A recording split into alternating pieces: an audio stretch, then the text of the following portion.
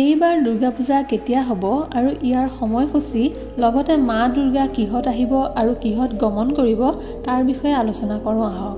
আৰু মা দুৰ্গা আগমন আৰু গমনৰ ফলত কি আমাৰ জীৱনত প্ৰভাৱ পৰিব তাৰ বিষয়ে আলোচনা কৰিম। ভিডিঅ'টো শেষলৈকে চাই থাকিব, তেতিয়াহে ভালদৰে জানিব পাৰিব। এই বছৰ 2025 চনত মহালয়া পালন কৰা হ'ব 21 ছেপ্টেম্বৰৰ দেওবাৰে। এই দিনাৰ পৰাই পিতৃপক্ষ অন্ত হ'ব আৰু দেৱী পক্ষ আৰম্ভ হ'ব। অৰ্থাৎ অমাৱস্যা আৰম্ভ হ'ব 21 ছেপ্টেম্বৰৰ নিশা 12:17 পৰা আৰু এই অমাৱস্যা অন্ত পৰিব 22 ছেপ্টেম্বৰৰ নিশা 1:22। তাৰ পাছত ইয়াৰ পাছদিনা 22 ছেপ্টেম্বৰত প্ৰতিপদ তিথি। এই দিনাৰ পৰাই শাৰদীয় নৱৰাত্ৰি পূজা আৰম্ভ হ'ব। ইয়াৰ পাছতে এই বছৰৰ মহাপঞ্চমী আৰম্ভ হ'ব 27 ছেপ্টেম্বৰ শনিবাৰ অসমীয়া কেলেণ্ডাৰ অনুসৰি 10 আহিন। ইয়াৰ পাছত মহাষষ্ঠী আৰম্ভ হ'ব 28 ছেপ্টেম্বৰ দেওবাৰে 11 আহিন। ইয়াৰ পাছত মহাসপ্তমী হ'ব 29 ছেপ্টেম্বৰ সোমবাৰে 12 আহিন। ইয়াৰ পাছত মহা অষ্টমী আৰম্ভ হ'ব 30 ছেপ্টেম্বৰ মঙলবাৰ 13 আহিন। ইয়াৰ পাছত মহানৱমী আৰম্ভ হ'ব 1 অক্টোবৰ বুধবাৰ 14 আহিন।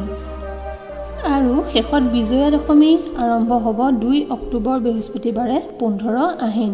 আহক এতিয়া জানি লওঁ 2025 চনত মা দুৰ্গা কিহত আগমন কৰিব আৰু কিহত গমন কৰিব আৰু ইয়াৰ ফলত আমাৰ জীৱনত কি প্ৰভাৱ পৰিব।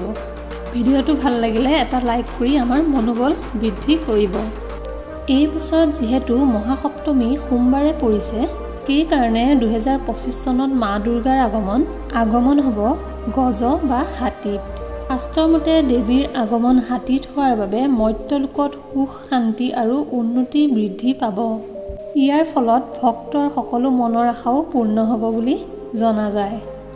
দেৱী হাতীত আহিলে কষ্টৰ ফল লাভ হয় আৰু বৰষুণৰ মাত্ৰা একেবাৰে বেছিও নহয় একেবাৰে কমো নহয়, অৰ্থাৎ সামান্য পৰিমাণে বৰষুণ হয় বা সাধাৰণভাৱে বৰষুণ হয়।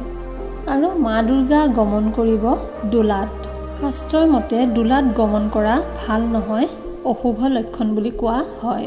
ইয়াৰ ফলত মহামাৰী ভূমিকম্প ইত্যাদি ধৰণৰ সমস্যাই দেখা দিয়ে আৰু লগতে দুৰ্ভোগ আৰু দুৰ্যোগ আহিব পাৰে আপোনালোকৰ জীৱনলৈ।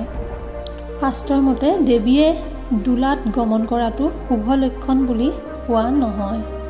যিহেতু বিজয়া দশমী বৃহস্পতিবাৰে পৰিছে, সেয়েহে 2025 চনত মা দুৰ্গা গমন কৰিব দোলাত আৰু সপ্তমী পৰিছে সোমবাৰে, সেইবাবে মা দুৰ্গা আগমন কৰিব হাতীত।